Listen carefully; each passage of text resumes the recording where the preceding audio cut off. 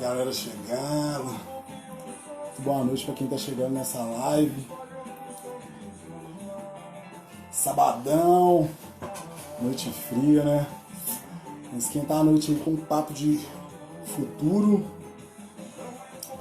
Só força para quem tá chegando.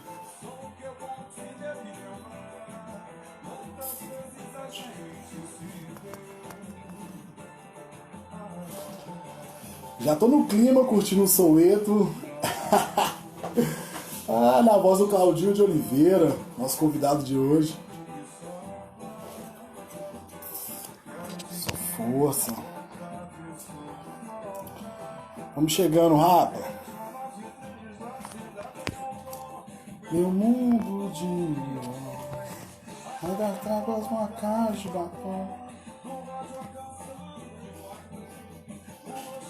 Da nossa, poxa.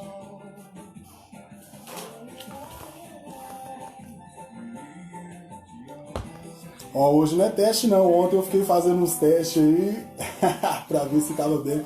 Boa iluminação, a voz. Minha voz tá chegando aí? Tá chegando? Só força.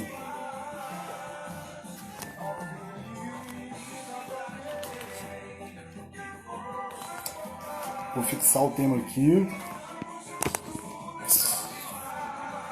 Pra quem tá chegando, muito boa noite.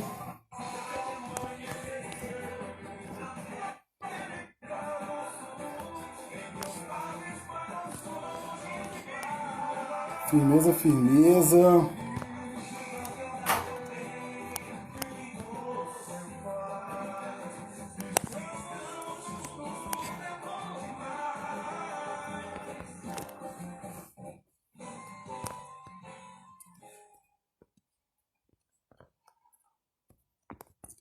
Fixar o tema aqui, peraí.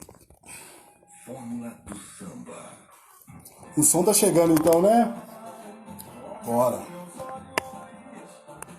Cíntia, dá um toque no Claudinho aí pra entrar. Fala com ele que já tá tudo arrumado pra ele chegar.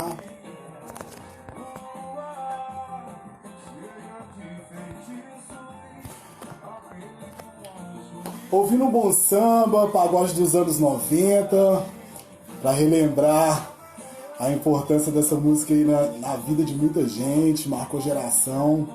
E o nosso convidado de hoje é alguém que vem dessa época e vai somar com a gente hoje num papo de futuro, num papo de 1000 graus. E nessa noite fria a gente vai esquentar ela com uma boa conversa, um bom diálogo, uma boa troca de ideia. Pra quem tá chegando aí, vocês estão aí na semana de lives Bota a Cara, JNP, a movimentação Juventude Negra Política, sentindo falta, né, de ações com vocês pessoalmente, nos espaços aí culturais e sociais da cidade. A gente pensou em se aproximar dessa forma. E a gente fez uma semana aí para poder dedicar a discussões que a gente faria se a gente tivesse com uma vida social ativa. E a semana da live ela surge com esse objetivo. Só esperar um segundinho aqui. Fórmula do samba.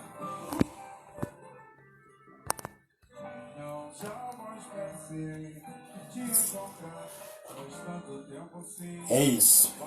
Nosso convidado de hoje, para quem ainda não conhece, quem é da minha idade, quem tem 30 anos, sabe muito bem quem ele é, conhece ele, sabe da importância cultural que ele tem nas nossas vidas, na história aí da música. Claudinho de Oliveira é um cantor, compositor, cientista social, jurista, mestrando em direitos humanos, pesquisou em relações raciais. Mais apresentações eu vou deixar para ele fazer, mas o que eu queria ressaltar aqui é o agradecimento mesmo por quem veio somar com a gente nesse papo. A gente é da Juventude Negra Política, que é uma movimentação política cujo objetivo central é transferir ferramentas e tecnologias cívicas e sociais para a juventude preta da cidade, saca? A gente está num rolê muito importante, muito interessante ultimamente. A gente tem questões políticas na cidade que são urgentes e que é necessário a gente fazer essa discussão. E para hoje, o convidado dessa troca de ideias sobre a importância da gente discutir relações raciais na periferia, na quebrada, nos territórios periféricos, nas favelas, a gente trouxe alguém que saca desse assunto, né? E que fala muito bem. E ele já está aqui. Eu vou chamar ele para a live, para ele já chegar se apresentando. Ele aqui. Chega mais, Claudinho. Fala, Salve, Léo. salve, Pretão. Beleza, meu irmão? Satisfação demais, mano. Te encontrar, Sim. mesmo que virtualmente, reencontrar, né? Mesmo que seja virtualmente. Depois de algum tempo, né? Gratidão mesmo. Paulo, Gratidão mesmo. Agora nós estamos aqui conectados, né? E vamos trocar uma ideia aqui, virtual. Também vale Mais a pena. uma vez, né? Com certeza. Essa semana a gente teve várias conversas, né? Várias conversas importantes e que acrescentou demais na construção do que a gente pode fazer discussões aqui. E um dos objetivos também, para quem está na audiência, na sintonia, um dos objetivos dessa live é que vocês interajam com a gente aqui. Então, mandem perguntas, deixem aí considerações para que a gente possa discutir sobre também, trocar ideias sobre. Não é não, Claudinho? Claudinho, eu tenho uma história muito importante com o Soweto, né? Eu já pude te dizer isso aí algumas vezes, né? O Soweto, quando eu conheci o Soweto, né, e comecei a ouvir, foi a música que fez eu me colocar em um outro imaginário de homem, né? Era a música sensível, as canções de amor, muito marcado pelaquela época, né? Pagode dos anos 90, era isso, né? Era o samba com influência da música negra norte-americana, principalmente a música negra romântica lá dos Estados Unidos, e chegou nessa fusão maravilhosa, né? E fez muito mano preto se entender como humano mesmo, como alguém que tem sentimento, como alguém que vibra, que vive, ouvindo essas músicas românticas, né? Que falava do amor como caminho da felicidade, como o amor do ápice da felicidade. Mas mais importante do que conhecer o rolê da música, ou tão importante quanto, ou importante como conhecer esse rolê da música, o Soweto, a sua história enquanto compositor, né? Vários sucessos do grupo Soweto. Foi você que, né, o autor, o cérebro dele, né, fez as composições maravilhosas, são composições únicas. Todos os produtores culturais aí do Brasil diz da importância, da genialidade da sua forma de compor. E aí, Claudinho, além desse rolê da música, você foi fazer um outro rolê também que me deixou muito admirado e me inspirou muito, que foi pesquisar sobre a nossa gente num outro campo, no campo acadêmico, para poder devolver isso para a quebrada de uma outra forma. Isso me inspirou muito, e quando a gente vai lá na biografia do Soweto e percebe a importância, né, desse seu momento, né, desse momento que você se retira do grupo, né, para poder trilhar uma outra caminhada, né, que é histórico também, porque para a gente é histórico ver um cara preto vivendo de música, né, enquanto artista renomado como vocês foram, né, ali na década de 90, de tudo quanto é programa de televisão, show, Brasil, nos 27 estados do Brasil. E depois ir para a universidade, assim, pensando que era importante você estar num outro lugar de contribuição com a nossa gente, com o nosso povo. Uhum. E aí, mano, eu queria que você fizesse uma apresentação aí, contasse um pouquinho da sua trajetória, porque diferente de outras entrevistas musicais, né, a gente não começa aqui lá na década de 90, quando surge o Soweto, né, o nosso saudoso Buiú, né, que Deus o tenha, que ele esteja em paz. Diferente desse momento, né, onde você está ali aspirando fazer música e tal, você cantou, fazendo uma onda ali de samba na quebrada, a gente vai dar um salto, né, nessa história aí e vai para 2003, que é quando você faz uma decisão aí na sua vida, né, que é de acrescentar na sua carreira musical outros currículos. E aí eu queria que você trocasse uma ideia, que desse um papo na gente de como é que foi esse momento.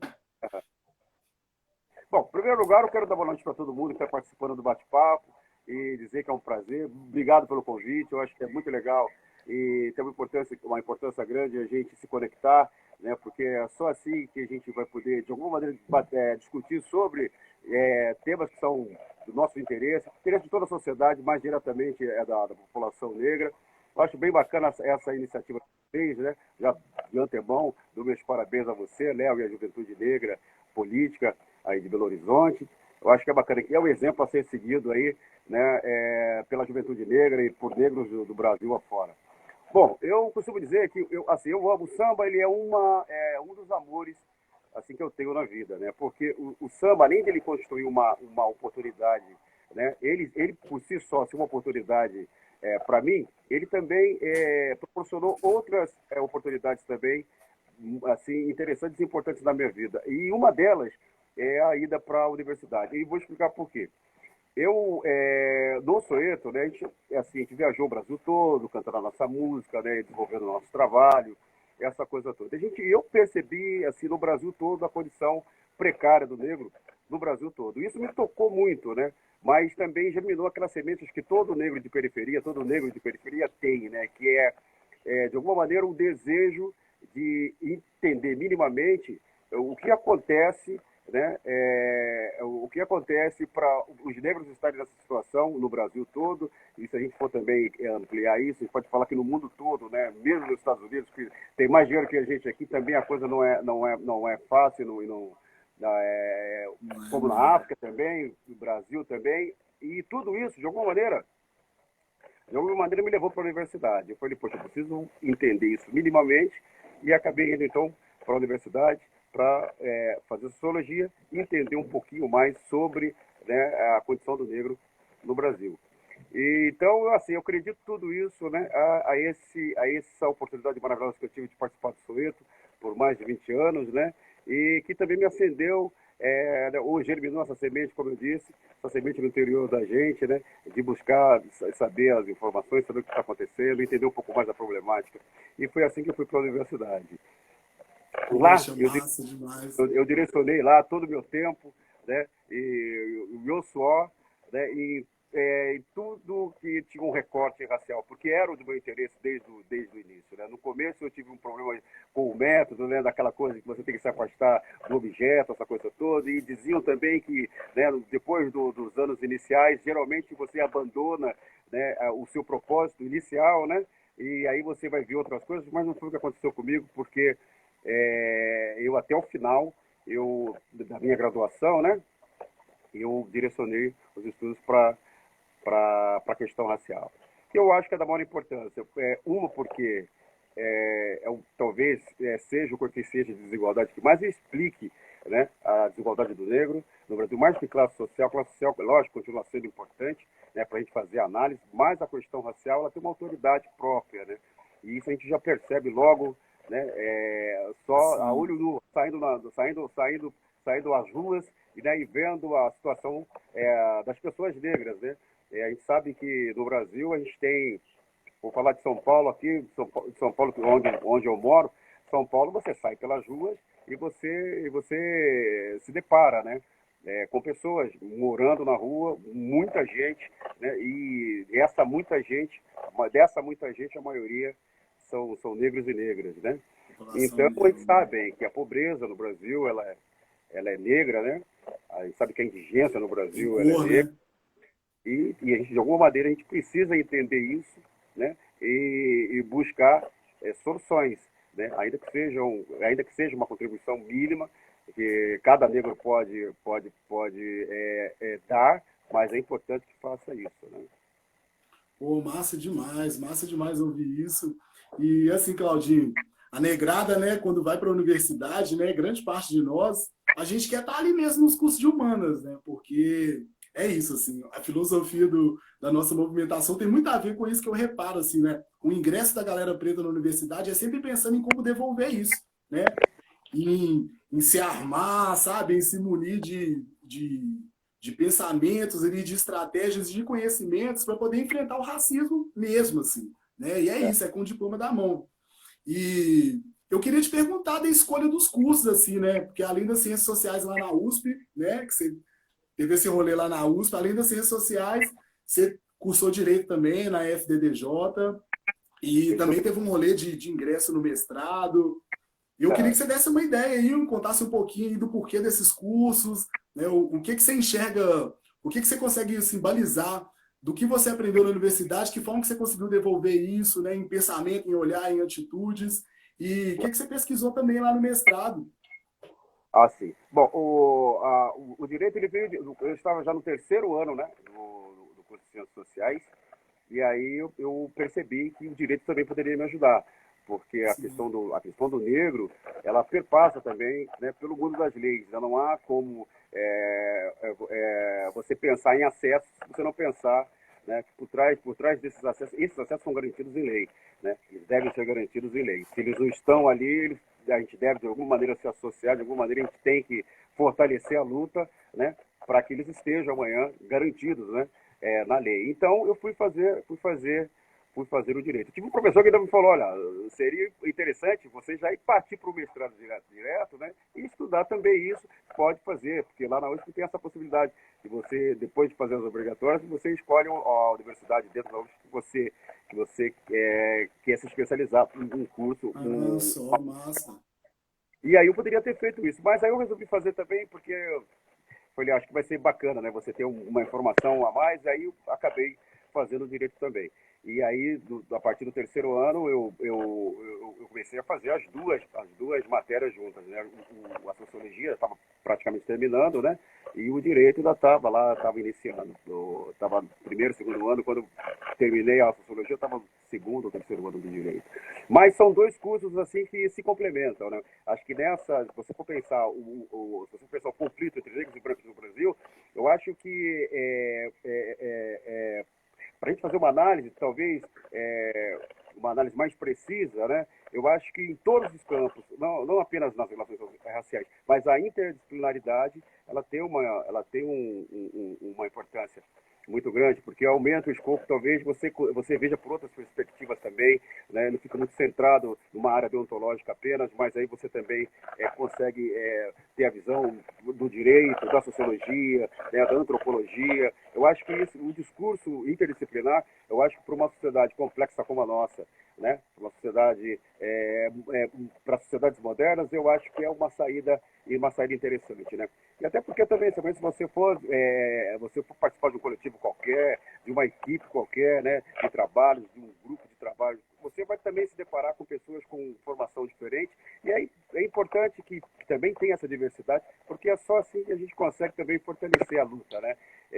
Com a participação de todos, né, com o olhar de todos, eu acho que é a grande saída. Para um problema tão complexo como é a problemática, a problemática das relações sociais no Brasil. Massa, massa. É isso, cara. E já emendo outra pergunta aí, a partir dessa contextualização aí que você deu, da sua escolha, né, do que te motivou a estar nesses cursos. Você, né, vindo da Quebrada, Zona Leste ali de São Paulo, nas rodas de samba, conhecedor aí da periferia de BH, que o grande público do Soweto era a galera de Belo Horizonte do Brasil, né? Das periferias do Brasil, o Soweto era sucesso em tudo quanto é quebrada. Eu queria que você fizesse para a gente aqui uma análise do porquê que é importante a gente discutir relações raciais nesses territórios, com essa galera preta que está nas periferias. Queria que você falasse um pouquinho da importância disso, assim, a partir do Acho que, que a gente né, que você foi entender e tentar descobrir. no nosso bate-papo. Eu acho que aquilo que eu falei, acho que todo negro de periferia, né, ele tem um desejo, talvez adormecido em um determinado momento, mas ele tem um desejo de entender o porquê que ele está nessa situação, o porquê que a população negra, né, e o grupo de negros do qual ele faz parte está na situação precária no Brasil todo e no mundo todo. Eu acho que a importância de você levantar essa discussão na periferia é uma maneira também de você fazer germinar aquela semente, né, que no meu caso foi através do Soweto, do samba e essa coisa toda, mas são várias formas, todos os caminhos levam a Roma. O samba foi o que teve um impacto na minha vida diretamente.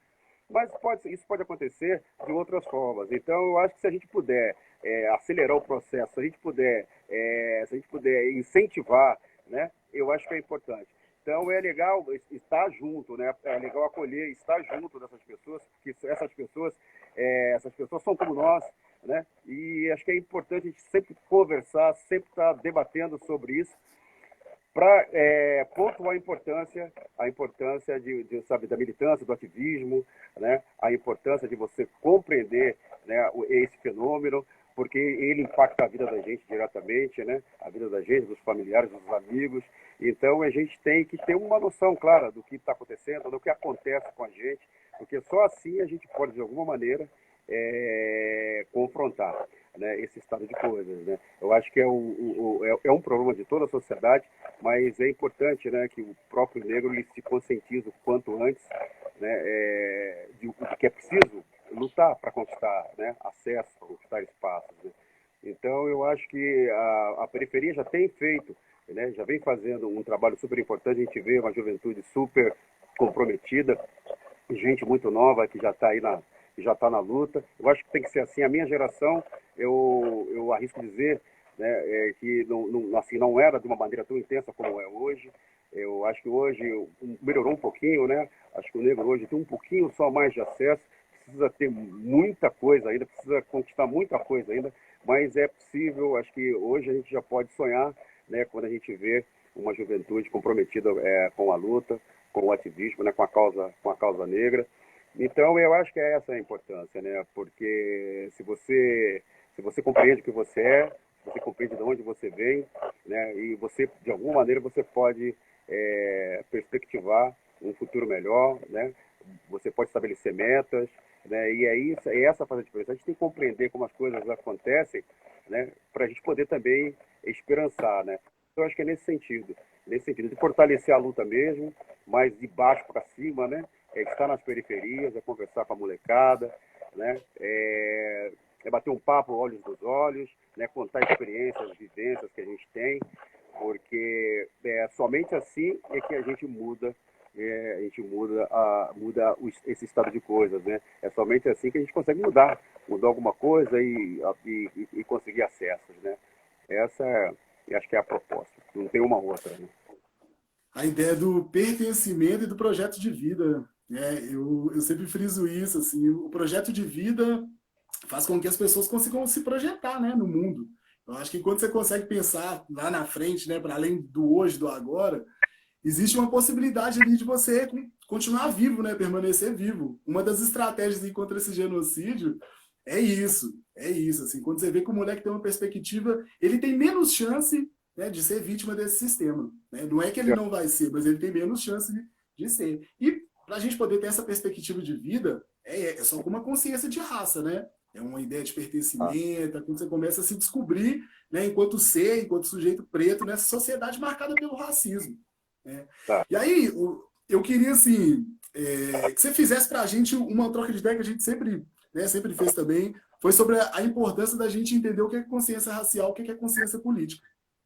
E Tá. que a gente, né, tem alguns exemplos, né, a gente pode até trazer algumas questões assim no samba mesmo, né? Em alguns momentos a gente percebe uma galera que tem uma consciência racial mesmo, assim, de pertencimento, e Aham. que nem sempre tem uma consciência política, assim, né? E quando eu falo política é de entendimento mesmo, assim, né, de questões, de processos, né, de mecanismos.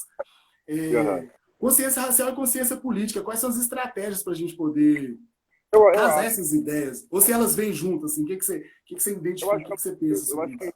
agora eu fico contigo nessa sua colocação última. Eu acho que elas vêm juntas. Eu acho que se você tem consciência de grupo, né? Como você colocou, consciência racial, você tem uma consciência política, porque é isso, né? Consciência racial é a politização do negro, né? A consciência racial, né? É o negro se assumir enquanto, né? Enquanto negro, né? Entender o pertencimento, né? E fortalecer a identidade, né? É justamente isso. E brigar e lutar né? Pelos acessos. Né? Você só luta pelos acessos à medida que você se reconhece, né? Você se vê como negro, né? À medida que você se politiza. Então é uma coisa acho que está imbricada à outra, né? Se você tem consciência racial, você tem consciência política. O grande problema é a despolitização. O grande problema é um sistema, né, que despolitiza, né? É um sistema que, sabe, que ele funciona mais ou menos na lógica de todos nós somos formalmente iguais, né, perante a lei, e como se nós fôssemos entes abstratos da humanidade, né? Como se, por exemplo, se não houvesse negros, como se não houvesse mulheres, como se não houvesse homossexuais, como se não houvesse, né? Como se todos, mas existe a diferença, né? Existe a diferença. E agora, para fazer valer a lei e os direitos, você precisa se politizar. Politizar é você se reconhecer, é você fortalecer a identidade, né? É você se assumir enquanto tal, então, enquanto homossexual, enquanto mulher, enquanto negro, né? É somente assim é que você muda as coisas. Então, acho que, como você colocou, esse teu amigo, né? É isso, né? Esse cara é um cara politizado.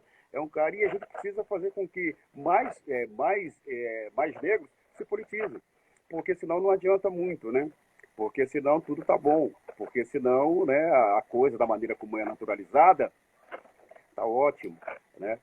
Todos têm oportunidades, independentemente da sua filiação racial, todos têm oportunidades no Brasil. Né? E aí tá ligado o irônico, né? Tá ligado o irônico. E não é bem assim, a gente sabe que não é bem assim. Essa é uma ilusão, inclusive, né, muito da década de 50, né? E muitos estudiosos, inclusive, acreditavam, né, que o desenvolvimentismo, né, que o urbanismo, né, tudo isso ia mudar a condição de negros e negras no Brasil. Né? E que com o progresso, né, o progresso econômico, essa coisa toda, poxa, não haveria mais preconceito, mais raça, todos os negros, né, não haveria mais negros desempregados comendo lixo e morando na rua. Mas não é isso que a gente vê hoje, né? Foi uma ilusão da década de 50, né? E, à medida que o negro se afasta, então, da sua identidade, né? Afasta da sua identidade, né? E vai para o mundo, né? Vai para o mundo urbano, né? O negro ele vai ser alguém de sucesso, né? Isso está muito, tá no Barravento, né? Quando a gente fala do Barravento, do Glauber Rocha, né? Era mais ou menos essa a proposta, né? O cara tá na praia de buraquinho lá, ele é negro, cultuando as suas entidades, não é isso? Era um pescador, mas a rede era emprestada, a rede era alugada. Então, para ele melhorar na vida, o negro teria que sair de lá, da praia de buraquinho, ele teria que ir para a cidade grande, arrumar trabalho, carteira registrada, né, deixar de cultuar suas entidades, né, religiosas, não é isso? E aí, então ele ia ter sucesso na vida. E mais isso, o próprio Glauber Rocha depois, ele se redimiu, né, diante disso. E percebeu que não era nada disso, né? A gente, muito pelo contrário, o negro primeiro ele tem que se fortalecer culturalmente, né? Ele tem que ganhar capital, né, cultural, político, né, e econômico, mas ele tem que estar muito bem centrado na sua cultura, na sua identidade, para ele mudar as coisas. Porque senão não há a menor possibilidade de mudar, né? E essa é a politização que o professor Kabengele Munanga ele defende, né? A politização é você saber quem você é, o que você é, né? E ter orgulho disso, né? Muitas vezes a gente percebe no Brasil e que falta um pouco isso, né? Isso acontece assim, em termos culturais, pode acontecer, né? Pode formar grupos, essa coisa toda, mas ainda falta, né? Falta reconhecer que é preciso mudar muita coisa, que é preciso lutar por muitos acessos, e aí então preciso, entre aspas, radicalizar um pouquinho, né? Não estou dizendo partir para a violência, mas teoricamente falando, né? Eu acho que o pensamento crítico, né? O pensamento crítico é importante, né? Sobre a condição do negro é importante, né? E não achar que está tudo maravilhoso, está tudo bem, que nada precisa mudar, que basta o negro se empenhar, né? E que ele consegue, né? Aquela coisa dentro da ideia de meritocracia, né? Então você é o culpado por estar na situação que está, né? Não é o sistema, não é o Estado, não é a sociedade, é você, né? Aquela coisa da culpabilização mesmo, né? E isso não vai resolver, né? Nós não somos culpados de nada, né? Nós não somos culpados de nada. O problema é o sistema. O problema é a postura que a sociedade tem que mudar, o Estado tem que mudar, né? O negro tem que aprender, de alguma maneira, a fazer política, se politizando, né? E, se puder, partir também para a política institucional, porque ali é um caminho, né? É um caminho para a gente também mudar as coisas com mais rapidez, né? Ali é o núcleo decisório, então é o espaço decisório, então é importante também que a gente, quem puder, quem quiser, tiver disposição, também partir para esse caminho que é importante. E a gente precisa mesmo de representatividade, né? O que mais a gente precisa, né, nos dias de hoje é representatividade. existe uma lacuna também, né? Então, porque pouco se discute com a juventude sobre política, né? Sobre política institucional, como você colocou aí. A movimentação Juventude Negra Política, ela surge numa reflexão sobre essa lacuna mesmo. O que nosso querido do Pente, a gente tem um ativista político aqui, que é um morador de periferia, que é um cara, um articulador maravilhoso, que é o do Pente. Ele sempre problematizou muito isso, sabe? Não existia, né? Até a gente começar a pensar nisso, processo de formação política institucional mesmo, de pensar em formar uma galera para poder entender para que serve um conselho, sabe? O que uma Câmara Legislativa discute, sabe? Como se acessa, como que se cria um projeto de lei. Isso é importante. E a gente precisa de estratégia para poder ocupar essa lacuna, né? Assim, que além da gente se sentir representado, a gente ir lá fazer, né? Oi? Precisa fazer o que vocês estão fazendo super bem, o que a gente está fazendo aqui. A gente precisa se conectar, a gente precisa se associar, né? Na acepção mais positiva do termo, né? A gente precisa associar o tempo todo. Acho que o que falta para nós, e os norte-americanos têm um pouco mais, talvez seja essa coisa do associativismo, né? Essa coisa de você, sabe, peraí, não, vamos participar do coletivo tal, vamos participar do partido político, vamos, sabe, colocar alguém lá no conselho, porque lá também... É importante também, né? Né, a gente vai participar das decisões, né, do governo, ou a gente pode influenciar de alguma maneira nas decisões do governo. É isso, né? A gente tem que fazer a política, né, e participativa. A gente tem que, de alguma maneira, tem muitas formas de participar politicamente e a gente não pode perder essa oportunidade. A Carta Cidadã dá essa garantia para a gente, né, e a gente tem que aproveitar isso mesmo. Né? Porque a gente sabe, bem, para manter isso como está, né, a gente tem que estar sempre alerta. Né? Hoje mesmo a gente vê, né, rondando por aí, né, sabe, um certo autoritarismo. Né? A gente vê, a gente percebe na fala, né, de certas autoridades políticas, está por aí. Né? E a gente tem que estar sempre alerta, porque a história é isso, né? A história ela vai, ela volta, né? E não é porque já teve um dia que não vai ter mais. E a gente precisa estar sempre alerta, né? A gente precisa defender, sabe, os valores, né, democráticos. A gente precisa, porque é só assim também que o negro pode mudar também a sua condição, né? Fora da democracia ainda fica pior ainda, fica mais difícil. Né? Sem democracia as coisas se pioram, né? Massa demais, bom demais ouvir essa perspectiva. E ainda dentro dessa polêmica aí, consciência racial, né, versus consciência política, essas coisas, né, se é a mesma coisa, são coisas distintas. O que marca muito o pagode dos anos 90, no começo ali, era uma disputa entre estilos, né, de se fazer samba. Né, a gente tinha a escola de samba ali, do Fundo de Quintal, lá no Rio de Janeiro, e tinha essa galera de São Paulo, que era um movimento de jovens pretos das periferias de São Paulo. Né?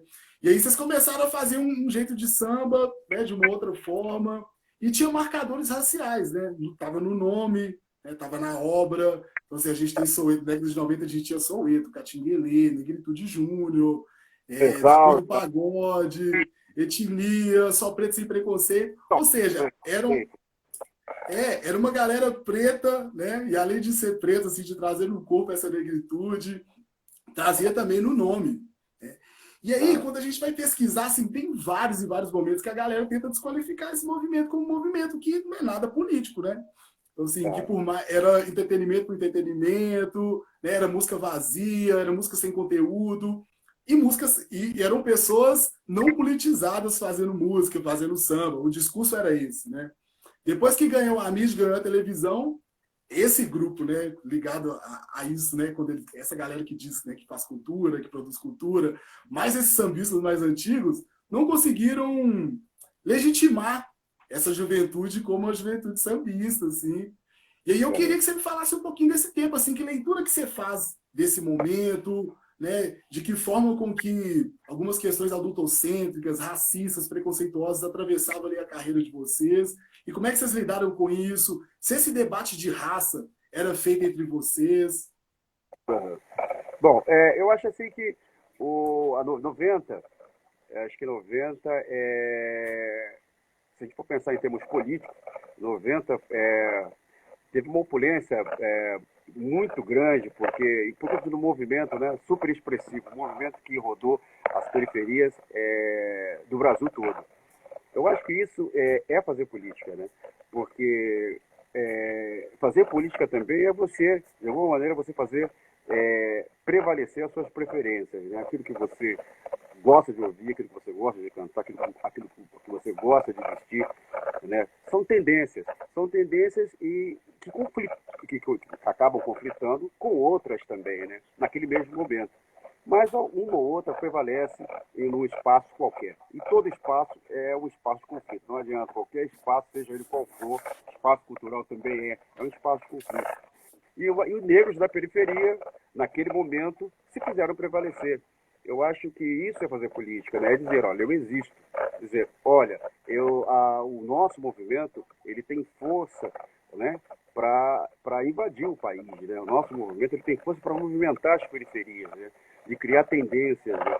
Isso é muito importante. É evidente que críticas sempre vão ter em tudo na vida, né? Não tem como fugir disso, né? Não dá para agradar a todos, né? Gregos e troianos, mas o fato é que foi um movimento expressivo, um movimento que perdurou no tempo, né? Foram mais de 10 anos, né? E até hoje, né? A gente vê ele se reproduzindo assim, em novas gerações do samba, né? E para a galera da periferia também, conhece o trabalho. É isso que é importante, né? Eu acho que isso não deixa de ser também, né, um incentivo, né, para que a gente sempre faça aquilo, né, que a gente considera o melhor, aquilo que tem a ver com os nossos valores, com os nossos costumes, porque a gente continua existindo. Se a gente perder isso, a gente, enquanto grupo, né, a gente deixa praticamente de existir, né? Vai existir então outros valores, vai existir em outros valores, que é a coisa mais difícil, né? Existir em outros valores e por aí vai. Então, tem uma importância muito grande. Tem uma importância muito grande esse movimento. É um movimento super expressivo que marcou, né, São Paulo, Minas Gerais, Rio de Janeiro, Brasília e por aí vai, né? E as pessoas tiveram que engolir. Muita gente teve que engolir. Tem muita gente. O que eu acho complicado mesmo, que também serve para a gente pensar estratégias, né, para a gente hoje fazer política, né, mesmo que seja institucional, é o fato da gente, não sei, ter uma postura mais acolhedora. Eu acho que é interessante o negro entender que o nosso lugar é a casa da diferença. Existe a nossa luta negra, ela congrega, né, um grupo super heterogêneo, né? Então, tem negros que acreditam em valores completamente diferentes, né? Tem um modo de vida, perspectiva, visão de mundo completamente diferente, mas nós temos que, a despeito disso, estarmos juntos, né? Eu acho que isso é o mais importante. Então, uma postura acolhedora independentemente do que você acredita, você sendo negro, independente do que você acredita, mas você acolher também o negro que é diferente. Essa é a ideia, né, da Audre Lorde, que é a casa da diferença, né? O nosso lugar é aí, né? Não a segurança de uma diferença em particular. Isso não existe, nós somos diferentes, né? Existe diferença dentro da própria diferença, né? E à medida que a gente compreende isso, a gente fortalece também a nossa luta, né? E eu acho que, como estratégia, isso é super importante, né? Porque a Massa, gente vê, massa. muitas vezes a gente vê o negro, sai um pouco negro que sai da periferia, né, e consegue acessar um banco de universidade e rapidamente ele é cooptado, não todos, né, mas a gente já viu acontecer e acontece por aí. E aí depois, né, ele com toda aquela informação, né, e aqueles valores que vêm desses ambientes elitizados e tal, e acaba, né, torcendo o nariz para o cara que canta pagode, para o negro da periferia que canta funk. Eu acho que não é por aí, né? A política demanda uma outra postura, né? A política é número, né? Quanto mais pessoas a gente tiver, né, que tem a ver com a nossa luta, né?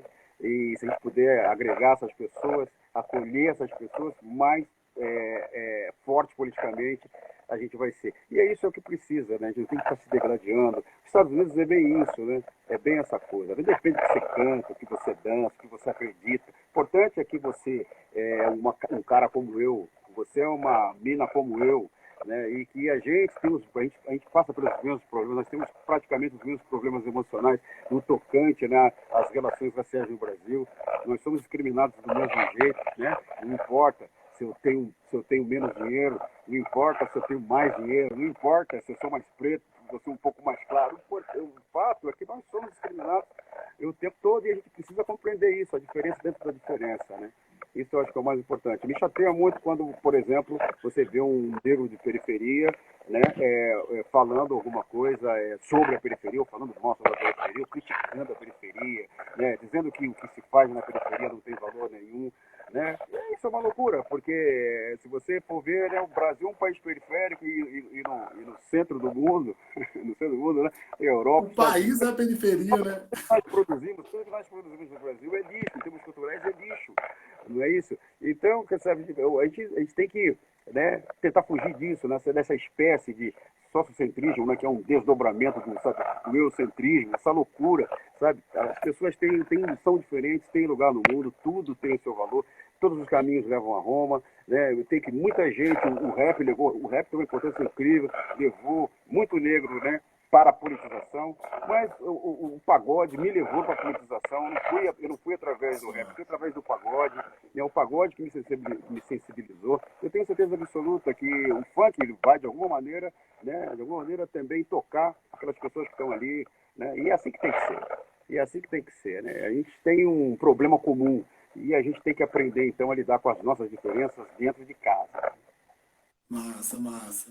E já fazendo uma conexão aí com esse papo aí sobre representação política, ano passado você apareceu na internet, né, numa cerimônia de um partido político, se filiando a esse partido político, né, subiu lá em cima, deu um PDT, o discurso, a grande galera. PDT tem uma proposta maravilhosa, o PDT tem uma proposta maravilhosa, um partido aberto para a diversidade. Nós temos muita gente discutindo muitas coisas bacanas lá, né, sobre religião afro-brasileira, mulher negra, relações raciais é um tema recorrente, né, moradia. Então, sabe, um partido aberto mesmo, aí, um partido popular aberto para as demandas populares, né, e para os diversos grupos aí que compõem a sociedade.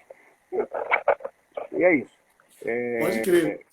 E você tinha ideia de se candidatar esse ano e tal, como é que tá isso? E eu queria que você falasse também um pouquinho sobre a importância de homens pretos na política, de mulheres pretas na política, e do porquê que você pensou, né, dessa estratégia, que é a estratégia que a gente tem conversado aqui na live inteira, nessa estratégia de ocupar a política institucional mesmo, assim, ir para a instituição, para poder, né, estar ali na legislação e fazer uma interferência, né, e uma construção de um outro lugar.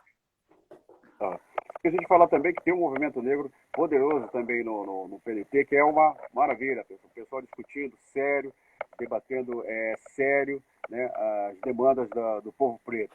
Mas, assim, olha, a importância do negro e da mulher negra na política é por muitas questões. Acho que talvez uma das principais é a questão da representatividade, né? Isso é importante, que o negro tenha lá acesso àquelas pessoas que realmente estejam comprometidas, né, com as suas demandas, com as suas necessidades. Não é isso? E à medida que você tem mais negros lá, né, e como política também é número, né, é lógico, isso vai influenciar, né, na aprovação de determinadas políticas que nos favorecem. Então, por muitas razões, o negro tem que estar lá, né? Simbolicamente, isso é muito importante, porque isso também é espelho para a molecada que está aí, né? Sim, sim. Para a criançada. Tudo isso importa. Então, o negro tem que estar lá, sim, ele tem que participar, né? Ele tem que passar das decisões, do processo decisório, né? Ele tem que colocar suas demandas na pauta política, né? A gente sabe que o racismo no Brasil ainda não é discutido da maneira como deveria ser, que ele não está na pauta, não está na pauta política, não está na pauta do judiciário. A gente precisa, de alguma maneira, estar dentro das instituições, porque é uma maneira também de você confrontar também, né, o racismo estrutural, né, à medida que você tem mais negros lá, né, você tem a possibilidade você tem a possibilidade de fiscalizar, você tem a possibilidade de mudar posturas, você tem a possibilidade, de alguma maneira, você vai restringir, né, esse mal para a sociedade que é o racismo, né? Eu acho que, por exemplo, quanto mais negros na polícia, melhor. É lógico, o nego fala, mas o negro entra na polícia, mas entra na polícia e começa a reproduzir, sabe, tudo aquilo que o policial branco já fazia. Mas nós temos muitos policiais negros bons, né, muitos policiais negros sérios, muitos policiais negros que têm uma noção do que representa, né, ser negro nesse país. Né? E é isso, a gente tem que apostar nisso, apostar na educação, apostar na capacitação, né, desses profissionais e ter o negro lá, né, capacitado, né, ter o negro lá. Porque é assim que a gente, de alguma maneira, confronta essas estruturas, né? Porque não é fácil, né? Não adianta dizer que, poxa, vamos mudar a instituição se essa instituição, se nessas instituições o negro for ausente, né? Para mudar, né, a política, né, uma política que favoreça mais o negro tem que estar lá, porque ele tem que estar lá, porque ele tem que opinar, né? Porque ele tem que demandar também. Né? E é isso, né? E fortalece também a luta aqui fora, dos grupos aqui fora, né? É importante, muito importante que esteja lá, sim. Ocupar todos os lugares, assim, pode ser problemático, né? Mas é isso. Estratégias mil, pode ser problemático, assim, mas é isso, assim, quando a gente fala de ocupação é a gente entender, né?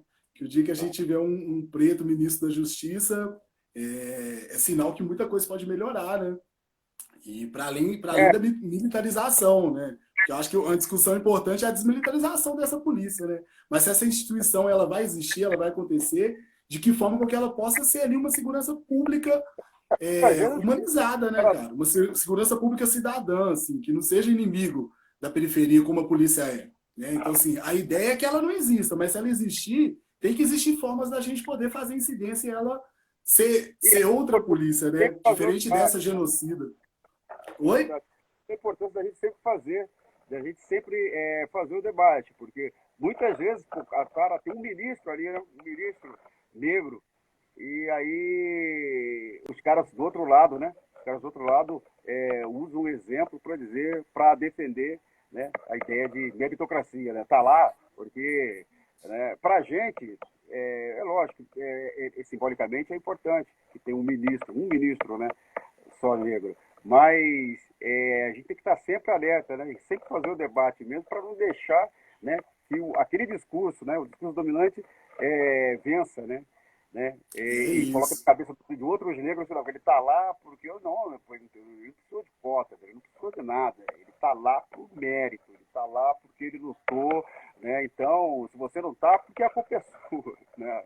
E não é sistema. Então, é isso, né? Sempre fazer o debate, sempre se manter alerta, não é isso? E procurar colocar um maior número de negros lá, né? E não apenas um, mas muitos, né? Todos aqueles que a gente puder colocar lá, a gente tem que, de alguma maneira, né, se esforçar nesse sentido, né?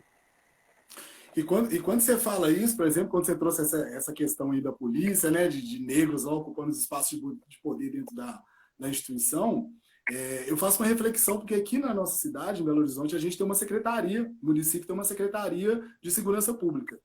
E aí o secretário é um cara negro, né, que é do movimento negro da década de 70 e tal, tem essa militância. E uma das ações que ele teve quando ele entrou, né, na secretaria, quando ele assumiu a pasta, foi criar uma diretoria para discutir o extermínio de jovens nas periferias e criminalidade nas periferias também. E é isso, assim, sabe? Ainda que existe assim, muitos percalços, muita coisa que a gente precisa de atravessar, né? Porque a instituição é muito racista.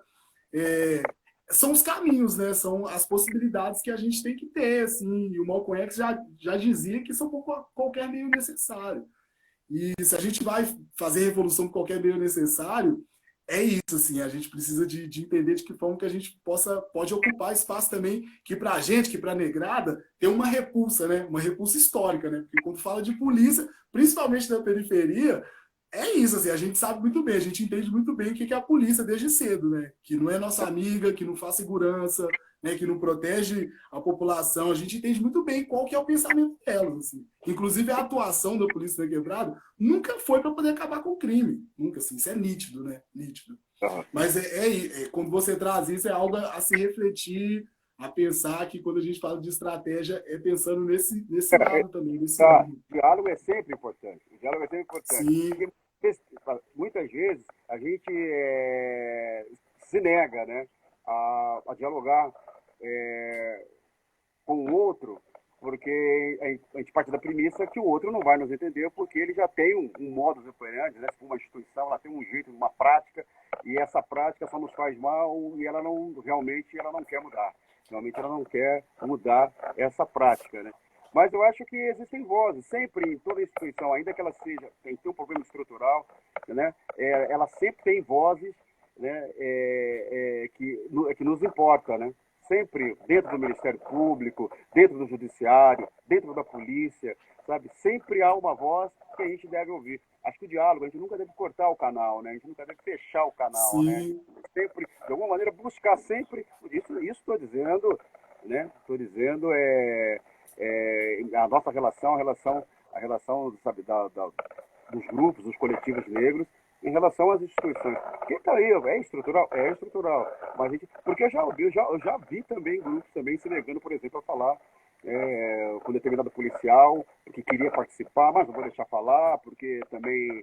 Mas por que não? Vamos ouvir o que tem para dizer. Tem gente que não dá para ouvir, realmente, tem gente que fica mais difícil ouvir. Mas tem voz lá que é legal. E esse cara, no caso desse cara específico, né, desse policial específico, ele era uma alta patente, já reformado, e era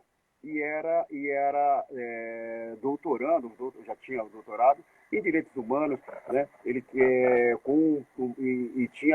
colocava um pensamento crítico também em relação à prática policial, né? E tratava também do genocídio, né? Da juventude, das periferias e tal. Isso, por que não? Mas o fato de ser policial, não quero nem ouvir. Não, acho que não. A gente tem sempre que ouvir aquela voz que, de alguma maneira, né, ela fortalece a nossa, né? Ela faz coro com a gente, né? Então é importante ouvir, sempre é importante. Massa demais. Ô, galera, vai mandando umas perguntas aí que a gente vai trocar aqui, eu vou mostrar o Claudinho. Perguntas relacionadas ao tema, senão a galera começa a perguntar por que o Belo saiu de Soeto, essas coisas aí, que Não, é sempre, né? A máxima de sempre. Mas aqui, tem algumas perguntas aqui, Claudinho. O Bruno Alva tá perguntando aqui, tá pedindo, né, para você falar sobre a questão do judiciário perante as medidas socioeducativas. Ele trabalha com medidas socioeducativas e ele queria que você falasse um Bruno, pouco sobre. eu falei com o Bruno hoje, nós trabalhamos juntos. O Ah, Bruno, massa. um parceiraço. Um grande abraço, Bruno. Eu falei, ele fez a pergunta. Eu antes falei, não, então deixa para falar lá na live e tal. Mas é isso, o Bruno ele coloca a questão de que o menor, né, que está cumprindo medida socioeducativa, e se ele for branco, ele tem certos privilégios, né, em detrimento do garoto negro. Então, quer dizer, ele tem um tempo, muitas vezes, um tempo menor para o cumprimento da medida, né, da medida socioeducativa. E eu acho que ele está coberto de razão. O Bruno é um cara que tem experiência para Chu, trabalhou com isso. Quando eu cheguei lá, ele já estava lá, e ele tem experiência para falar. Mas é justamente realmente isso. Infelizmente, nós temos um paralelo, né, na justiça para adultos, né? Nós temos um paralelo com o que acontece também no caso de criminosos adultos, né? E muitas vezes negros, né? No caso do menor, a gente não pode chamar de criminoso, né? Porque cometeu ato infracional, o ECA nem permite isso. Mas no caso do adulto, o criminoso adulto, né, ele tem alguns problemas. Por exemplo, se ele passa para a defensoria pública, ninguém sabe explicar muito bem ainda, né? Tem um professor na USP que trata disso, né, que é o grande professor Sérgio Adorno, mas ele passa por lá e o Sérgio Adorno ele diz que os negros que se utilizam da defensoria pública, em média, eles são mais condenados que os brancos que utilizam, né, mais condenados que os brancos. Os brancos não utilizam a defensoria. Geralmente eles acabam recorrendo, né, a alguém da família, né, alguém distante da família, um amigo, um vizinho que seja advogado e tal. Então ele acaba recorrendo a essas pessoas e usa menos a defensoria. O negro usa mais a defensoria. Mas ele vai dizer que não há racismo estrutural na defensoria, segundo o professor Sérgio Adorno. E que por outras questões e tal, como o negro passa pela defensoria, talvez não haja aquele comprometimento que há, por exemplo, em relação ao advogado particular e tal, e justamente por isso é que o negro é mais condenado. Então fica essa questão, né, que demanda aí mais estudos, né, e mais pesquisas e tal, mas Você de falou que fato percebe mesmo, né, que há um gargalo enorme, né, e quando a gente pensa no sistema prisional para adultos, né, e tanto é que eles são, os negros são sobre-representados, né, no sistema prisional para adultos, há esse gargalo que envolve prática policial, que envolve também a atuação da defensoria, envolve também a postura, né, de procuradores e também do juiz, né, do judiciário. E esse sistema forma um gargalo e o desdobramento é a lotação, né, das cadeias, sobretudo com negros, né? E agora, para o sistema juvenil, né, o ECA dá certas garantias, a gente sabe que dá certas garantias, né? Mas a gente também percebe que chega no serviço de medidas mais negros do que brancos. E quando você pergunta para o policial na rua, mas o que acontece? Você vai no baile funk só vê a negrada, isso, é assim que funciona? Quando eu já perguntei pro policial e bati da policial, ele falou, não, chapa, nada a ver. Você quer saber? Tem muitos brancos também curtindo funk na quebrada, que nem negócio, por que só chegam os negros, né? Que, poxa, e muitos deles falam, mas a gente prende brancos também, mas quando passa, né, pela vara da infância, eu não sei o que acontece, né? Vai saber também da gravidade do ato infracional, tudo isso conta, provas, um monte de coisa conta. O fato é que você vai ver, né, a condenação, você percebe o maior número de condenação para adolescentes, né, e jovens negros. E quando você vai, por exemplo, na Vara Infância e Juventude, lá no Brás, aqui em São Paulo, você vê, já cheguei a presenciar filas enormes lá, e todos eles negros. Era uma adolescência e juventude toda, todinha negra, todinha negra. E é assim que funciona, né? Tem estudos que dizem, né, que o grande problema do Brasil, né, o Costa Pinto também era um cara que falava isso, né, é que a gente tenta explicar a desigualdade racial no Brasil por dinâmicas difíceis, né? Porque a gente não tem mais uma situação como era, por exemplo, Jim Crow nos Estados Unidos, né? Ou como era o apartheid na África do Sul, que eram considerados casos fáceis, porque se o cara chega para você e fala assim, olha, para você negro, ele fala, ó, você é um macaco, ou ele te agride, ou ele fala para você sair do ouro, isso é considerado um caso explícito de racismo e, portanto, a justiça teria facilidade, né, para solucionar um caso como esse, porque é um caso fácil, né, um caso evidente. O problema é que o racismo ele tomou uma dinâmica nos dias de hoje completamente diferente. Então, ele é totalmente dissimulado. E não é só aqui, só no Brasil, não. Ele é também o nos Estados racismo Unidos, recreativo, né? também na África do Sul. Ele é mais oculto, dissimulado. Então, são casos difíceis, né? Ele tem muitas formas de se manifestar. E a justiça, né, né, né, a esse essa nova dinâmica, né, do racismo, né, ela tem dificuldade, né, de solucionar os casos. Ô, Então, Claudinho, a gente tem mais um minuto aqui para poder terminar essa live. O papo tá massa demais. Por mim, que eu ficava aqui mais 2, 3 horas, a gente dialogando, aprendendo aí com essa sua caminhada, né, cara? Importantíssima. E aí eu queria finalizar. Queria agradecer, ter uma produção imensa por detrás dessa live, uma galera da comunicação que pensou flyer, que me ajudou a pensar pauta, né, que deu as orientações de como fazer uma live. Queria agradecer muito o Juventude Negra Política, essa equipe de comunicação maravilhosa. Queria agradecer muito todo mundo que está aí na audiência, na sintonia, só força, valeu demais. Animou esse sábado, essa noite de sábado fria. Claudinho, eu queria que você terminasse, a gente tem um minuto, queria que você terminasse dando um salve tá.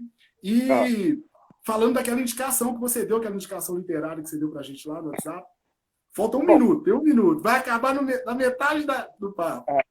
então, não, beleza. Então, eu queria dizer para todo mundo que eu tive a enorme satisfação de participar aqui desse bate-papo bacana com a Juventude Negra Política, com o Léo, esse cara bacana para Chu, e que a gente continue conectado, né? E é uma maneira da gente fortalecer, unificar a luta da gente, ainda que a contribuição seja mínima, seja como for, o importante é a gente somar. E eu acho que isso é uma Muito maneira obrigado pela sua de presença. somar. Valeu, parabéns pela iniciativa de vocês. Tamo junto. Valeu, obrigado, viu, Pretão? Bater um Valeu papo. demais, só força. Um dia maravilhoso, que a gente se encontra muitas vezes aí para esses pagodes aí da vida. Logo menos você tá aqui em Belo Horizonte, você tá ligado, a gente vai fazer uma onda maravilhosa aqui, de pagode, de troca de ideia. E É não só isso, nóis.